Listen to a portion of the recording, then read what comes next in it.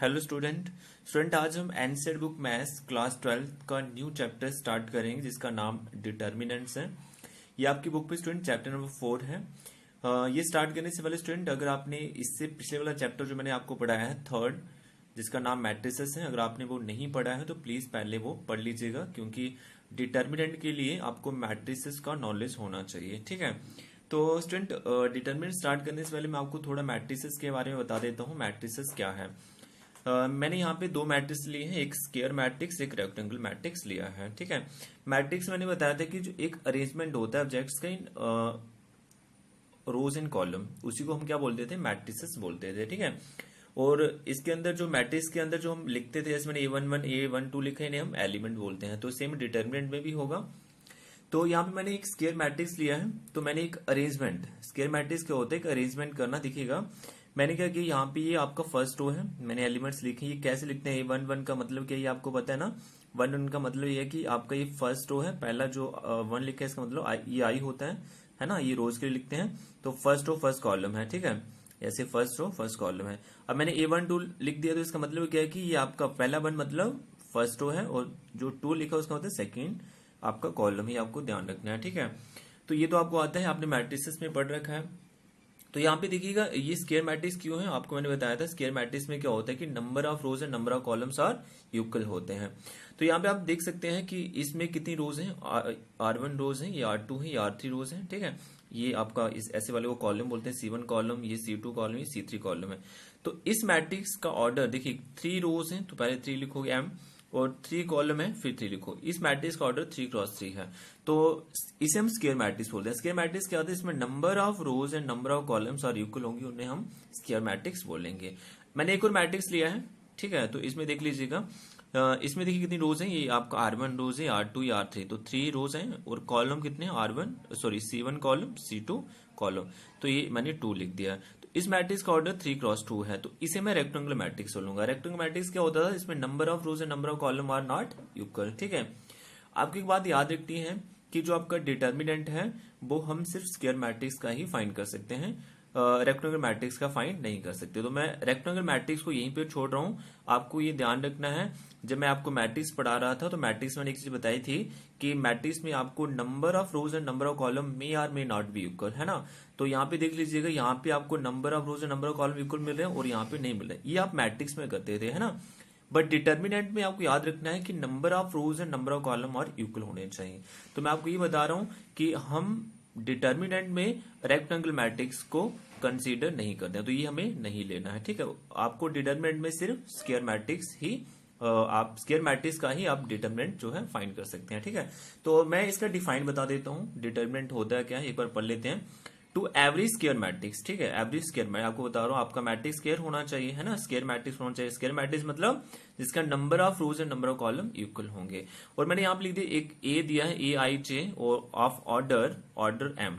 देखिए, इसका order 1x1 हो सकता है, M का मतलब 1x1 हो सकता है, 2x2 हो सकता है, 3x3 हो सकता है। ठीक है, बट वो मैट्रिक्स स्क्वायर होना चाहिए। ठीक है, we can associate a number, और हम उन्हें कैसे एसोसिएट कर सकते हैं, स्क्वायर मैट्रिक्स को नंबर के साथ। नंबर आपके या तो रियल होंगे या तो कॉम्प्लेक्स होंगे, call determinant of the square matrix. तो उसी को मुझे determinant of the square matrix बोलना है। ठीक है, तो मैंने इधर लिखा है then determinant of A is represented by. ये आपको ध्यान रखना है कि जो आपका डिटर्मिनेंट है उसे मुझे रिप्रेजेंट कैसे करना है। तो मैंने देखिए यहाँ पे हॉरिजॉन्टल लाइंस लिखी हैं, 2 देख लीजिएगा, ये 2 हॉरिजॉन्टल लाइंस, ऐसे मुझे डिटर्मिनेंट को लिखना है। कई बच्चे से मॉडलेस रीड करते हैं, ये मॉडलेस नहीं है, मैं आपको बता देता हूँ।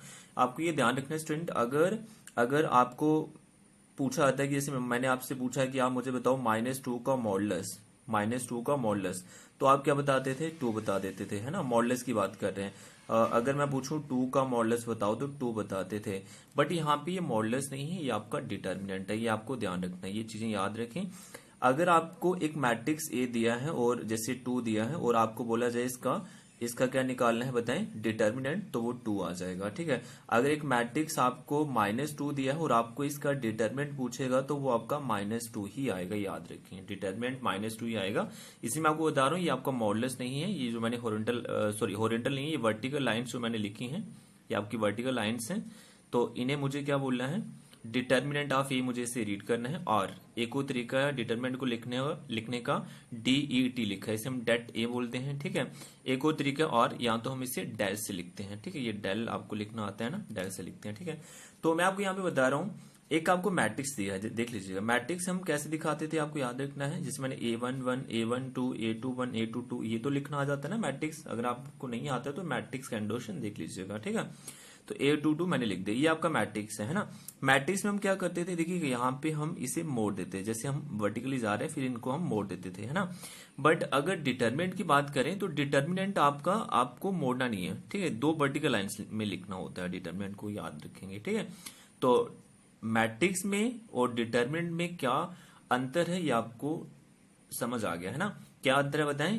मैट्रिक्स जब हम लिखते थे तो हम जैसे ये बनाते थे उसे यहाँ पे मोड़ देते थे, बट डिटर्मिनेंट में मुझे उसे मोड़ना नहीं है, उसे मुझे सिर्फ वर्टिकल लाइंस में ही दिखाना है। तो ये आपका डिटर्मिनेंट है और ये आपका मैट्रिक्स है। तो इसके आगे स्टूडेंट आपको मैंने दो नोट लिखा है, ये भी आप देख लीजिएगा। नोट नंबर फर्स्ट आपको याद रखना है, only square matrix have determinant. मैं आपको ये बता रहा हूँ, रेक्टेंगल मैट्रिक्स का आप डिटर्मिनेंट नहीं फाइंड कर सकते, ओनली स्क्वायर मैट्रिक्स का ही हैव डिटर्मिनेंट होगा, ठीक है। सेकंड नोट, फॉर मैट्रिक्स से जो मैं ये बता रहा था ना आपको, ये मैंने लिखा है, इसे रीड क्या करना देख लीजिएगा। ये मैंने जो वर्टिकल लाइंस लिखी है ना, वर्टिकल लाइंस में जो मैंने ए लिखा है, his read as determinant of A. आपको इसे रीड क्या करना है, determinant of A and not modulus of A. ये आपको मॉडुलस ऑफ ए नहीं है, ये आपको ध्यान रखना है, ठीक है। तो मैं ये बता रहा था आपको, तो ये आपको दोनों नोट अच्छे समझ आ गए होंगे स्टूडेंट। नेक्स्ट स्टूडेंट मैं आपको बताता हूँ यहाँ पे कि कैसे आप मैट्रिक्स, एक स्क्वायर मैट्रिक्स में अगर आपको ऑर्डर मिल जाता है 1x1, ठीक है, फिर आपको 2x2 ऑर्डर मिल जाता है, तो उसका आप डिटरमिनेंट कैसे फाइंड कर लेते हैं। फिर मैं आगे बढ़ूंगा स्टूडेंट, जिसमें आपको एक स्क्वायर मैट्रिक्स जो होता है, इसमें जैसे 3x3 ऑर्डर वो एक स्क्वायर मैट्रिक्स है, तो 3x3 ऑर्डर मैट्रिक्स का हम कैसे डिटरमिनेंट फाइंड कर सकते हैं मैं आपको बताऊंगा।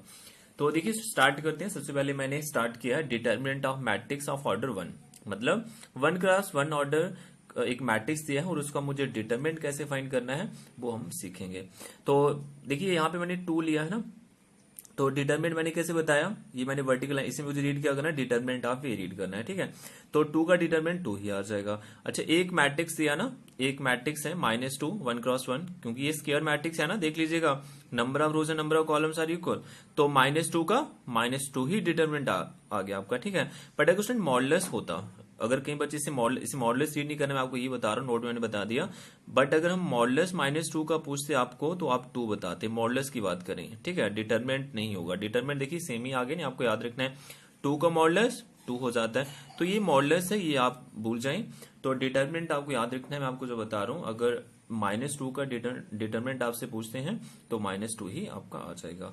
तो ये तो काफी इजी था, है ना। 1x1 ऑर्डर का अगर डिटरमिनेंट निकालना आपको, ये आप निकाल सकते हैं। अब थोड़ा आगे चलते हैं स्टूडेंट, मैं आपको ऑर्डर जो है determinant of matrix order 2x2, ठीक है, 2x2 ऑर्डर का जो मैट्रिक्स होगा उसका मुझे कैसे डिटरमिनेंट निकालना वो आपको सिखाता हूँ, ठीक है। तो एक मैट्रिक्स मुझे दिया, देख लीजिएगा, A11, A12, A21, A22। देखिए इसका ऑर्डर कितना है, ये स्क्वायर मैट्रिक्स है ना, स्क्वायर मैट्रिक्स का डिटरमिनेंट फाइंड होगा, मैं आपको बता रहा हूँ। इसमें कितनी रोज है, 1 2 रोज है और कॉलम 1 2 कॉलम है, तो 2x2 इस मैट्रिक्स का ऑर्डर है। मुझे इसका डिटरमिनेंट निकालना है। डिटरमिनेंट मैंने कैसे बताया, रिप्रेजेंट कैसे करते हैं, या तो ये मैंने वर्टिकल लाइन से लिखते हैं और DET से लिखते हैं, और डेट ए से लिखते हैं और डेल से लिखते हैं, ठीक है। तो तीनों ही मैंने आपको बता दें, कोई एक आपको लिखना है। तो डिटरमिनेंट देखिए कैसे करते हैं 2x2 ऑर्डर मैट्रिक्स का, ठीक है, 1x1 का तो आ गया। अब 2x2 ऑर्डर में क्या करेंगे, देखिएगा A11 को आपको A22 से मल्टीप्लाई कराना है, ठीक है। तो A11 को मल्टीप्लाई किससे कराना है, A22 से। देखिए मैंने इसे ऐसे सर्कल कर लिया, आपको ध्यान रखना है, A11 को A22 से आपको मल्टीप्लाई कराना है, तो मैंने कराया, देखिएगा A11 इंटू A22 आ गया। अब आपको ध्यान रखना है, आप क्या करेंगे, नीचे से ऊपर जाना आपको, मतलब A21 को A12 से मल्टीप्लाई कराना, ध्यान दीजिएगा, A21 को A12 से मल्टीप्लाई कराना है। जब स्टूडेंट आप नीचे से ऊपर मल्टीप्लाई कराओगे, उस केस में आपको जो साइन है इधर वो माइनस लिखना है, ठीक है, ये आपको याद रखना है। तो A21 कितना आ जाएगा, इनटू में A12 आपका आ जाएगा। मैं आपको एग्जांपल से समझा देता हूं, देखिए कैसे आपको एक मैट्रिक्स दिया, देखिएगा 1 2 3 4, इस मैट्रिक्स का ऑर्डर 2x2, और आपसे पूछा है कि आप इसे एवेल्युएट करें, है ना, एक्सपैंड करें, ऐसा पूछ सकते हैं आपको। तो एवेल्युएट कैसे करना, मतलब आपको इसका डिटरमिनेंट पूछा है, तो डिटरमिनेंट मतलब मैंने बताया वर्टिकल लाइन से लिखते हैं और डेट से लिखते हैं और डेल से लिखते हैं। ठीक है, तो डिटरमिनेंट 2x2 ऑर्डर का बताएं कैसे करते हैं। मैंने क्या बताया, सबसे पहले आपको 1 को इधर से स्टार्ट करेंगे ना, 1 को 4 से मल्टीप्लाई करना, तो 1 इंटू 4 मैंने इधर लिखा 1 इंटू 4। ठीक है, और जब नीचे से ऊपर जाएंगे ध्यान दीजिएगा, मतलब नीचे से ऊपर जाना तो साइन आएगा हर बार माइनस का, हर बार माइनस आएगा। ठीक है, तो 3 इंटू 2 लिखना है आपको, 3 इंटू 2 लिख दिया, तो 1 इंटू 4 4 होगा, माइनस आ गया, 3 2 का 6, तो 4 में से 6 निकालेंगे -2। तो इस मैट्रिक्स ए का इसका ऑर्डर 2x2 है, उसका मैंने डिटरमिनेंट फाइंड किया तो कितना आ गया, -2 आ गया। तो आई होप स्टूडेंट आपको ये समझ आया होगा। ठीक है, अब मैं स्टूडेंट आगे बढ़ता हूं। अगर देखिए 2x2 ऑर्डर मैट्रिक्स का मैंने डिटरमिनेंट सिखाया आपको, 1x1 ऑर्डर मैट्रिक्स का डिटरमिनेंट सिखाया मैंने आपको। अब स्टूडेंट हम करेंगे कि 3x3 ऑर्डर मैट्रिक्स का डिटरमिनेंट कैसे फाइंड करते हैं वो सीखेंगे। ठीक है, तो ध्यान दी, काफी इजी है ये भी, ये आप समझ लीजिएगा। Determinant of matrix of order 3x3। ठीक है, मैंने एक मैट्रिक्स लिया है 1 2 1 3 1 2 4 1 5, ये कुछ भी ले सकते हैं। मैंने एक मैट्रिक्स ले लिया आपको समझाने के लिए, जी मैं सीधा एग्जांपल से समझाऊंगा आपको। इतना पता है, ये आपका R1 रो है, ये आपका R2, ये आपका R3 रो है, ये आपका फर्स्ट कॉलम मैंने C1 लिख रहा हूँ, ये C2 कॉलम, ये C3 कॉलम है। ठीक है, और मैंने इधर इसका ट्रिक समझ लें कि मैंने इधर लिख दिया, आपको याद रखना है जब भी हमें स्टार्ट करना होगा यहां से, तो पहले जो साइन आएगा वो प्लस का आएगा, फिर हम अल्टरनेट चलते हैं। याद रखें ये क्या है, मैं आपको अभी बताता हूं। पहले आप जब स्टार्ट करेंगे तो क्या आएगा बताओ, प्लस आएगा, फिर अल्टरनेट, प्लस के बाद माइनस। ठीक है,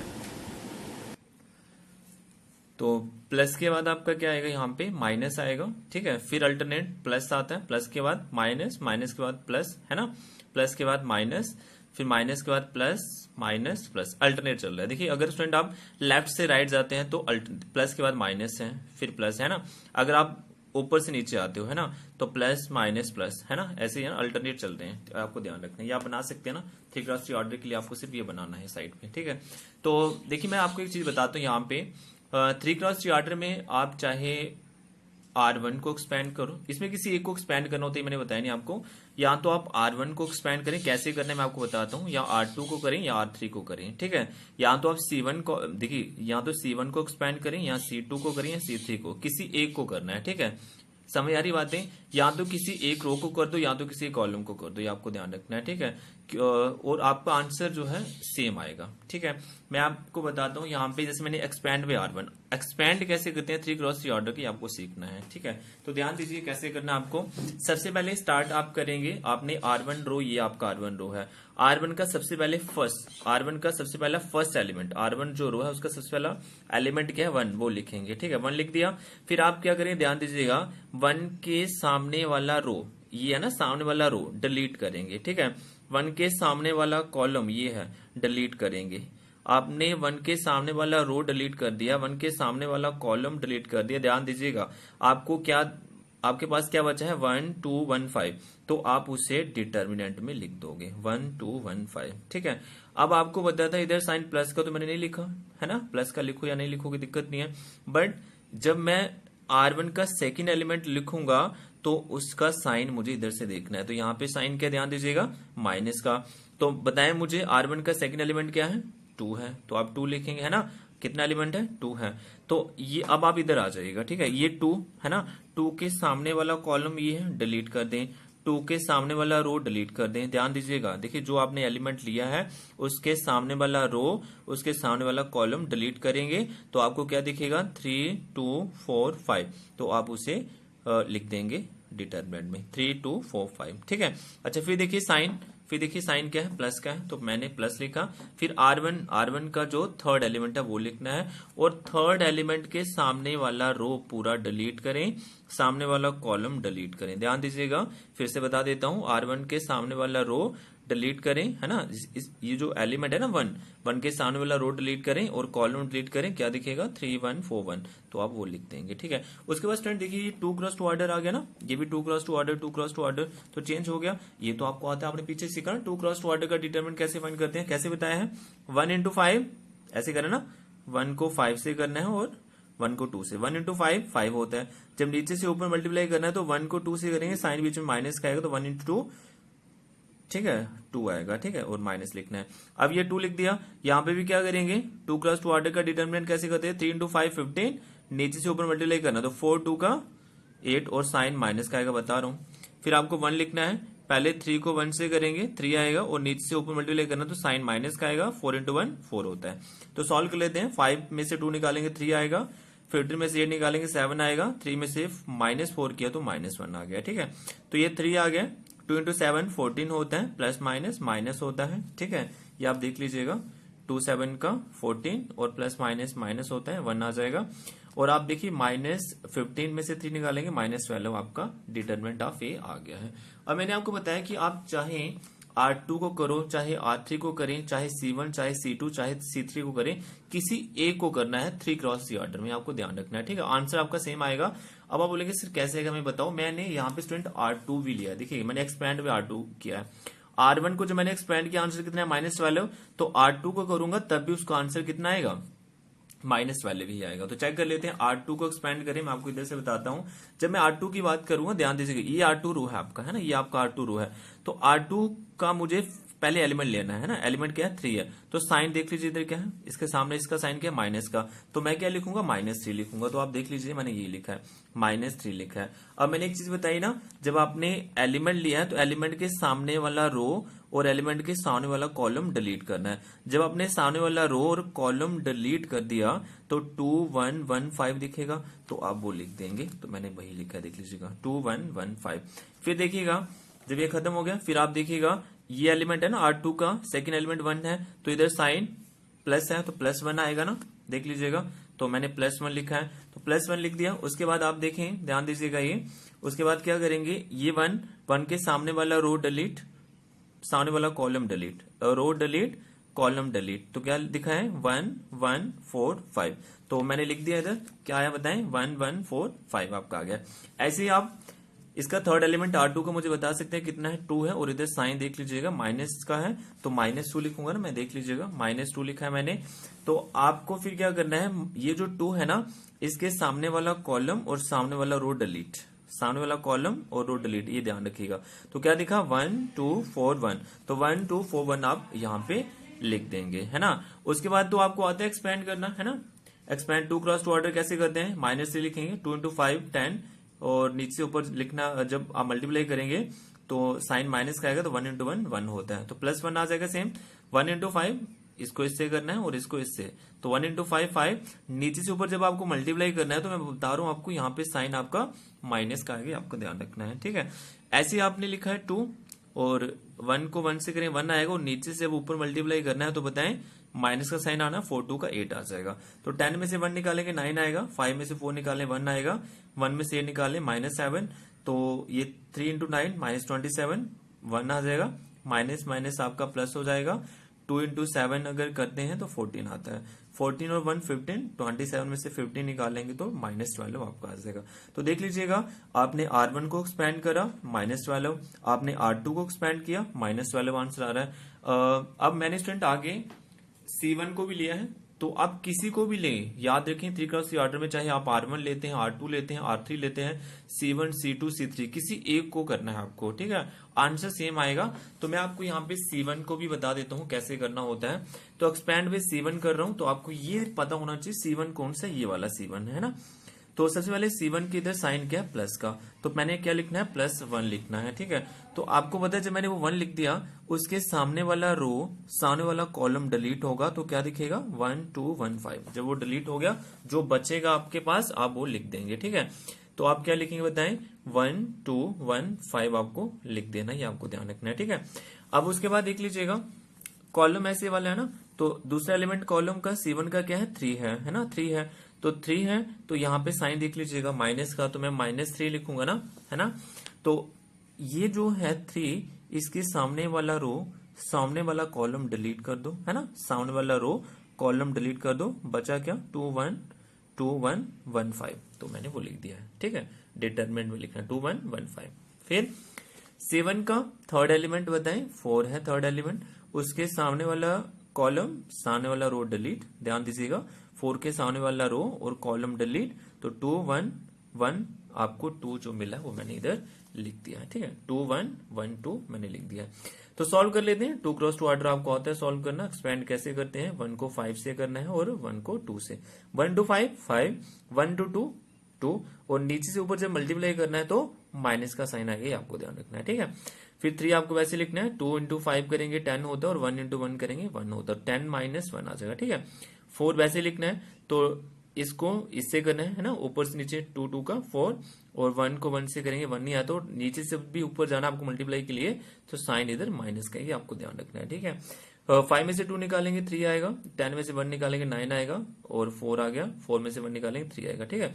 3 आप लिख दिया, 3 इंटू 9 करेंगे -27, 4 3 का 12, 12 और 3 15, 27, -27 और 15 अगर सॉल्व करेंगे तो -12 आता है। तो मैं आपको स्टूडेंट यही बता रहा हूँ कि चाहे आप R1 को एक्सपेंड करें 3x3 ऑर्डर में, चाहे R2 को, चाहे R3, है ना, और चाहे आप C1 को, चाहे C2, चाहे C3, किसी एक को आपको एक्सपेंड करना होता है, ठीक है, और आंसर सेम आता है, ठीक है। मैंने यहाँ पे आपको 3 को करके बताया, तो आप R3 को भी करें, C2 को भी करें, C3 को भी करें, है ना, तो साइन आप यहाँ से देख लोगे, ये मैंने ट्रिक बता दिया आपको, साइन आप यहाँ से देखोगे, ठीक है। तो आई होप स्टूडेंट आपको डिटरमिनेंट का जो इंट्रोडक्शन है अच्छे समझ आया होगा। इससे स्टूडेंट हमारा एक्सरसाइज जो है 4.1 खत्म हो जाएगा। स्टूडेंट मैं इस वीडियो का पीडीएफ लिंक भी डिस्क्रिप्शन में डाल दूंगा, आप वो भी देख लीजिएगा। अगर फिर भी कुछ स्टूडेंट कोई डाउट रहता है तो प्लीज कमेंट करें। आज के लिए स्टूडेंट नहीं, थैंक यू।